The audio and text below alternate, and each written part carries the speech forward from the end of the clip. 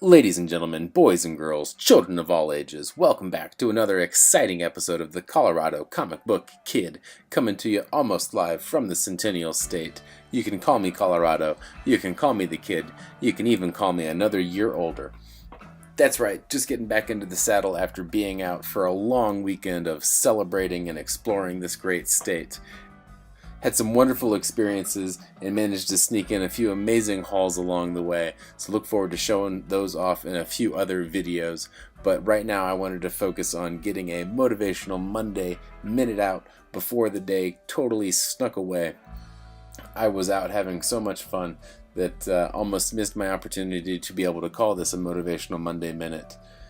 Just a couple hours left in the day. And that's really the tie-in to where I'm coming from in today's message. It's not where you start, but it's how you finish. Getting across that finish line, going the distance, doing the full Monty, giving it all you got. That's what's going to separate momentary flashes in the pan from great performers and the winners out there. So make sure you give it your all every single day. And with that being said, I think the characters in this book have to give it their all. While I was out shopping and looking for a few good hunts, I had to give it my all today. Everything wasn't quite as organized as I would have expected it to be in some of the new stores I checked out. But that's okay. I don't think everything was quite as organized as these three expected it to be when they inherited their new stores from the one father they all shared, yet didn't know anything about. So here we have The Maul, written by James Hayek III and Don Handfield, coming to you an 80s coming-of-age crime story by Scout Comics. This is the free comic book day issue. It's the cover that most folks are familiar with. Came out in May 2018. That being said, there was an earlier issue, the Ash Can, that came out in February. This is about 16 pages. The free comic book day does have more pages in it. And in addition, the free comic book day version also had 4 additional stories there in the back. That's, I think, the first time we saw Xenobur. Oblivion's back there, Oblivion 18, if you want to call it that. Monarchs, and also, I think it's pronounced Genetica. So if you haven't read The Maul, it is about these 3 characters who are inheriting stores in the mall that are actually fronts for the mob family, the Cardini mob family. The boss of that family was their father, and we find out in issue 1 a little bit about what happened to him. So here is issue 1, cover A, as well as issue 1, cover B. This is the 1 in 10 variant, the cover B. I enjoyed the story.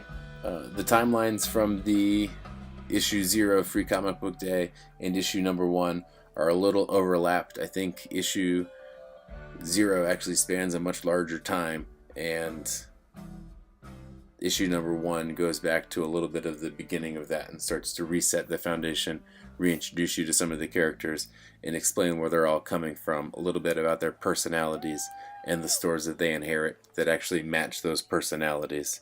So you've got the jock who inherits the sports/shoe store.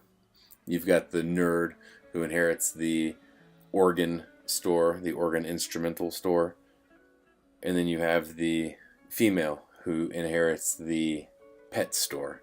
So a little bit of the athletic, a little bit of the brain, and a little bit of the humane side, and this underlying theme of violence, aggression, power that's going to be present in all of them. So I think how those personalities work alongside that theme of power is going to be a real interesting character comparison against the 3. I'm excited to follow that along and see how the writers develop it. They are some veteran writers, so some experience under their belts to be able to bring us good character development, good story to go along with it.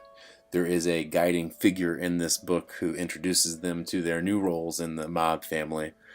He is not a typical hero. He's a bit of an anti-hero, it seems. So understanding how he influences these 3 will also be a theme we watch in this closely.